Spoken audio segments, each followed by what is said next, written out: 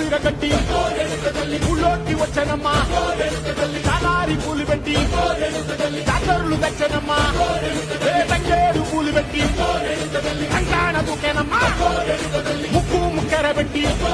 ముల్లోకాల నెలనమ్మా ముంగార చూడంగా మున్నూరు కన్నులమ్మా వెనుకాల చూడంగా ఏనూరు కన్నులమ్మా సాధు శిస్తులంతా సాగిల పడ్డరమ్మా